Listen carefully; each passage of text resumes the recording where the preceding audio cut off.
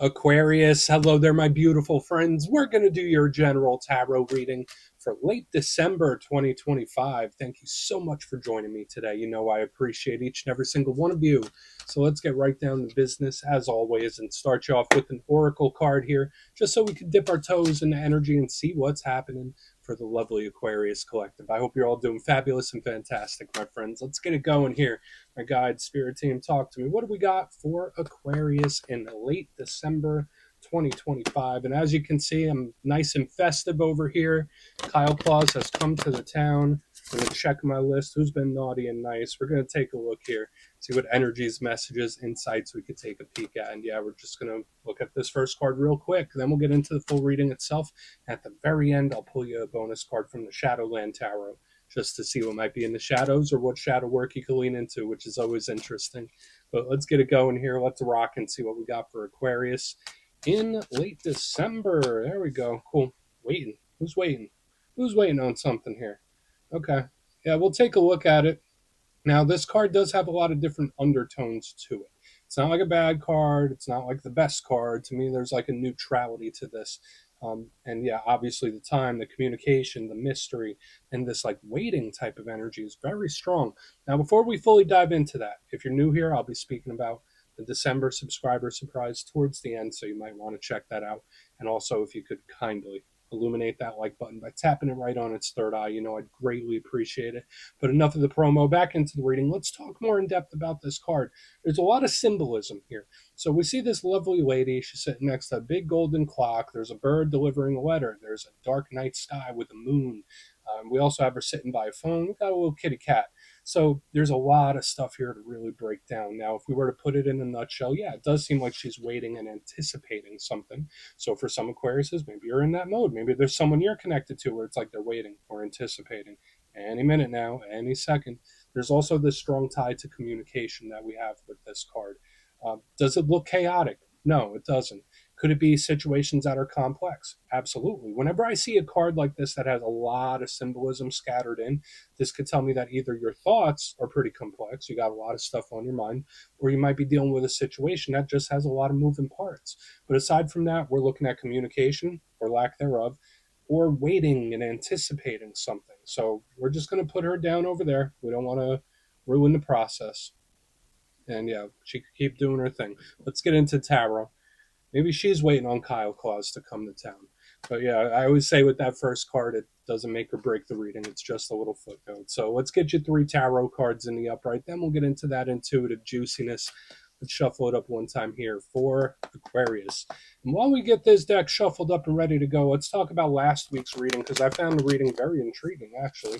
It was titled The Massive Omen 222, and there was a big energy of like signs and synchronicities. We had multiple twos, as depicted in the title, the 222 show up, which is rare because my spreads are only like 6 cards, 7 when we get a bonus. So there was like this strong energy about universe, spirit sending you signs, synchronicities, omens. Now, for the most part, it did feel like for a lot of you, it was more so for encouragement. For some of you, it could even be a little bit of a warning. But we're going to see what shows up this week. As you know, energy is very fluid, never set in stone. So only take this how it hits for you, because we could be seeing your vibe or somebody else, right? It's all about your situation and your awareness. Let's get it going. 3 cards here for Aquarius, please. What we got for our good friends? Thank you. Huh. That's not so warm and fuzzy. That's not so warm and fuzzy. So we got the 5 of Swords in position number 1. It doesn't have to be a bad thing. I was just expecting something a little more cuddly. Let's get a couple more. 8 of Swords. I mean, you could work with the energy. I saw a very similar thing in the Libra reading where there's like, oh, it's a lot of swords here. And luckily, due to like your sign and elements connected to your sign, you can work with it. Let's get one more. Queen of Cups. Okay, so there's a lot of internal energy overall, and maybe we're picking up on someone else's energy, maybe it's yours, but to me it just feels like there's a lot going on the inside, which would make sense with this energy we're picking up in the front. But let's go through. I'll give you some of the classical meanings and archetypes, then we'll get into that juicy intuitive stuff. But at first glance, I always like to look at the elements, and I already gave you some hints and clues about it. We got water right here, which is the realm of feelings and emotions. emotional expression, creativity. It's usually very nurturing, and it can tie into partnerships. The downside with too much water is that it's always in flux, right? It's always moving. Water is rarely ever stagnant. Uh, in the front end, we have a lot of air. Now, everyone knows Aquarius, although you are called the water bearer, you're technically an air sign. So when I see the Five of Swords and the Eight of Swords, all this air, those cards are classically seen as more friction or challenging cards, but you can work within the element. When we have a lot of air energy, it's mental, it's in the mind. It could be extremely intelligent, extremely smart. This energy is all about communication. It's pragmatic, it's plan based, there's a structure to it. The only downside to a lot of air energy is that it can be cold, it could be detached, sometimes it could be mean, sometimes it could be very stern and flighty. So we got a lot of stuff. It's like we have the heart and the mind. I'm I'm happy that we have the Queen of Cups because she does soften this energy quite a bit. So we're gonna have to see how this plays. For some of you, you might be in that vibe, and this is someone else's energy coming in. But let's go through and start building this out piece by piece. Position number one, the Five of Swords. Now, I'm going to give all the cards the same exact treatment. I'm going to give you the good, and I'm going to give you the friction. The good thing with the Five of Swords, we see this individual. He has all those swords in his hand. He has kicked the crap out of these guys in the background, and he wins. Right? He has all the swords. He has everything he wants. So, in the positive sense, this is a great card for determination. When I want something, I will never quit. There's something I have my mind set on, I will see it through. There is zero quit in this energy, and that's a good thing. It could represent doing what's right for oneself. That's a big thing because this energy is very solitary, and it's like, you know what? I'm just going to do what's right for me. It's like self-sufficient, self-reliant. Again, nothing wrong with that. But when we get to the challenging aspects of the Five of Swords, it could be very aggressive. It could be very mean. It could be mad. It could be angry. It could represent conflict. It could even go into the extreme and sometimes represent selfish people or people that have narcissistic tendencies. So we don't have to go down that whole path and start diagnosing people. But just know we go from either a strong, determined energy or a very hyper aggressive, angry type of energy that we do want to keep a very close eye on. Now, moving to the center, it does soften up. That's the good thing I like about the spread. Is like we start very aggressive, but it softens as it moves along. Get him tucked in by the amethyst. Maybe that'll help him chill out a little bit. Like, chill out, bro.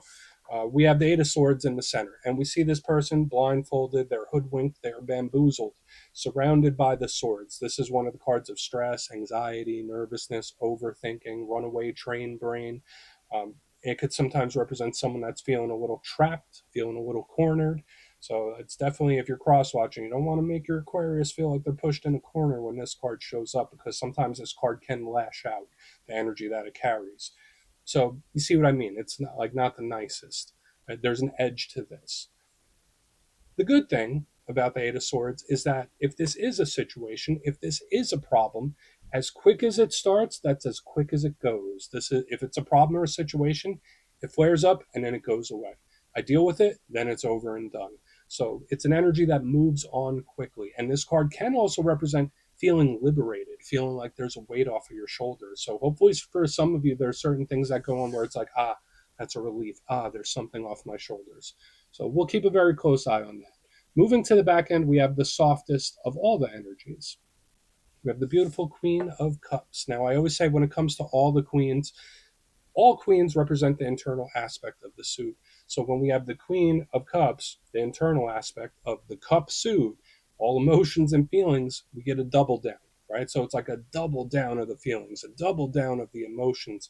So just knowing this time you might be feeling some things extra. There might be some things that arrive in your emotional body that you haven't felt in a while. Like, that's a big thing when the Queen of Cups is here. She is softer, nurturing, loving, and caring. So self-love, self-care, very, very important for a lot of Aquariuses in this time. I mean, this could represent mother figures. This could represent water signs. It doesn't always have to be gender specific. So again, Cancer, Pisces, Scorpio.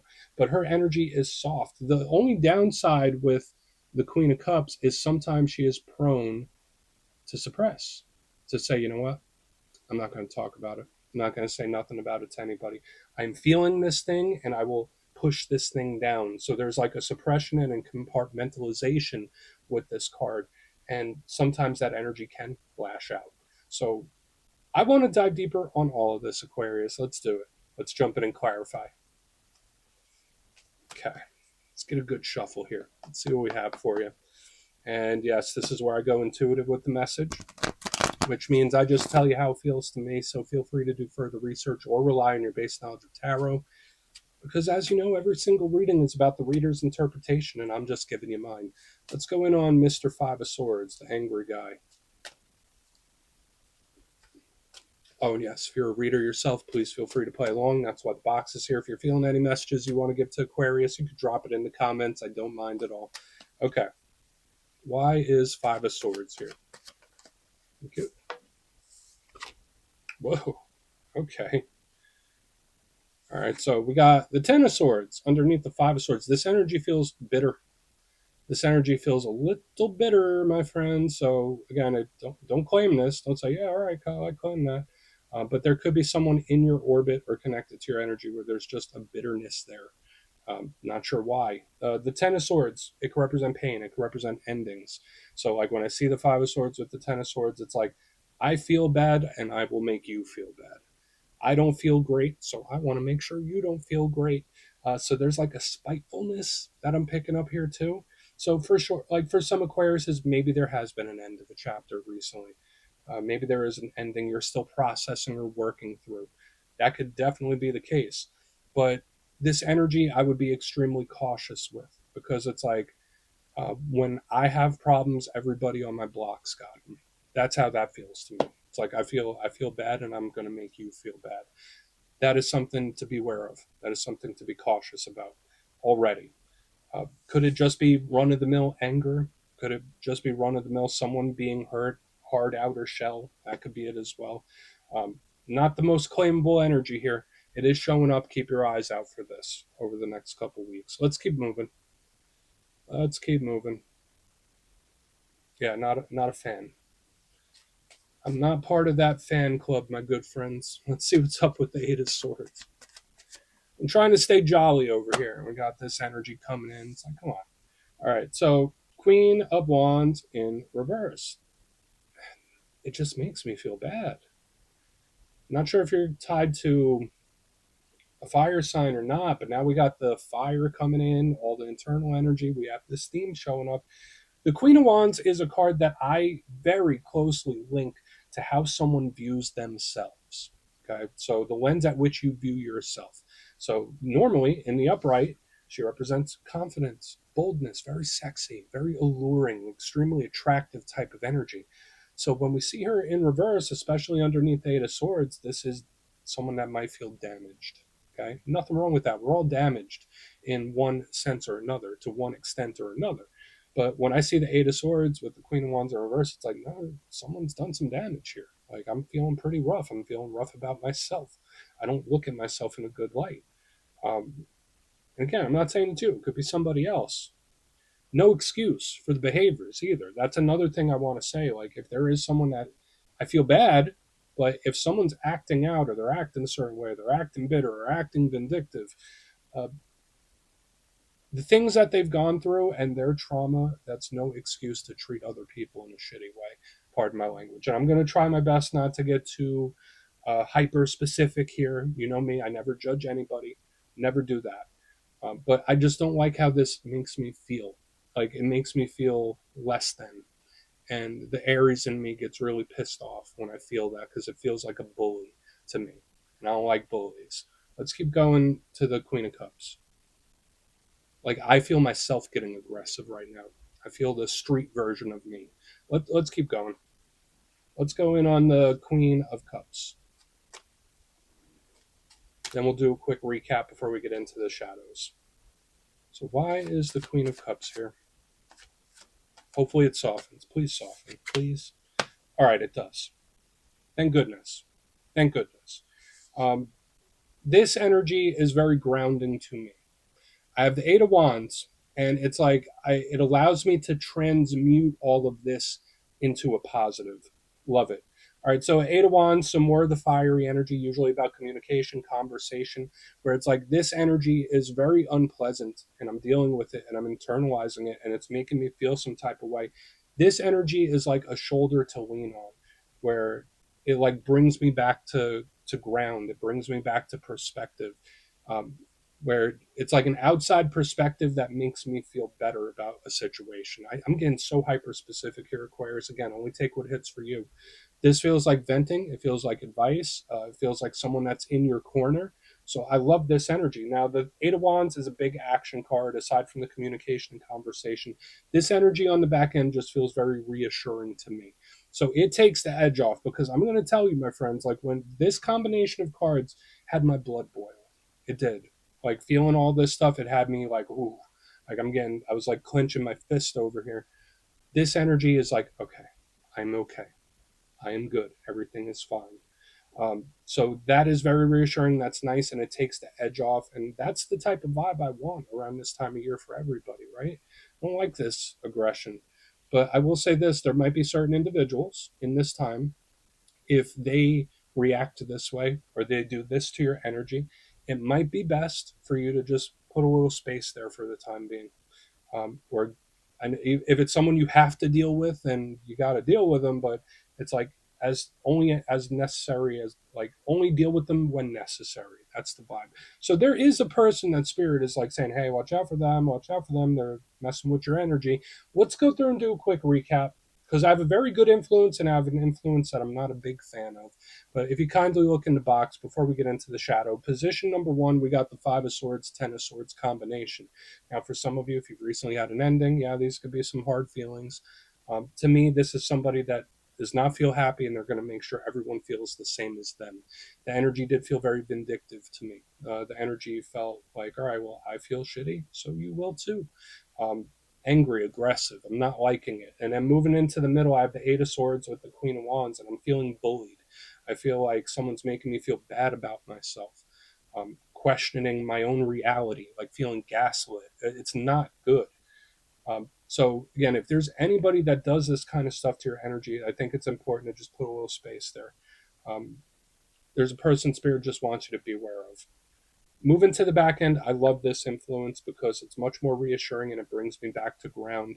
We have the Queen of Cups with the Eight of Wands. Now, for some of you, if these are two different people and they want to talk something out, maybe that's what's coming, right? Hopefully that's it. Hopefully these aren't like three different people. Maybe it's like there's a situation, someone's feeling some type of way, and maybe you could get it all out in the air. That might be good, right? Like that could be a happy silver lining ending. Queen of Cups with the Eight of Wands, where it's like, okay, let's process all this stuff. Let's get all this negative energy out because it was building within me. But let's go through and do a quick recap. Then we'll get into the shadow. Just watch anyone that does that to you, that makes you all burnt up. Yeah, let's go see what's in the shadows. And yes, I always like to pull a shadow card at the very end just to see whether it's something within you or something you don't quite see. Shadow cards don't always have to be a challenge. They could be a good thing. So let's get you one. Yeah, and if you made it to this point in the reading, please feel free to check out channel memberships. I'll put a link for it in the comments below. It's a beautiful way to support the channel. I have much love for all my channel members. Let's get it going here. What do we got for Aquarius, please? Knight of Swords. Okay. I mean, that's one of your power cards. I think the Knight of Swords is actually good in this context because it is an Aquarius power card. But another thing that I can't let go of is that this card can also be aggressive. That's the thing that bothers me, this aggression. I don't want to say it's needless or pointless, but it kind of is, if that makes sense. Like, there's other ways this can be handled, right? Now, the thing I like about the Knight of Swords, it's moving forward. So it's like I'm moving forward. This is where I'm going, and that's the direction. I love it for that. But you already know the downside with the Knight of Swords. Very similar to this Five of Swords, where it can be very pushy. My way or the highway. This is the way it's going to be. So watch out for very confrontational people, or people, when you speak to them or talk to them, they give you those feelings that I was describing. Because I'm telling you, I think it's going to be best case scenario if you just have a little space for a bit. We're going to leave it at that.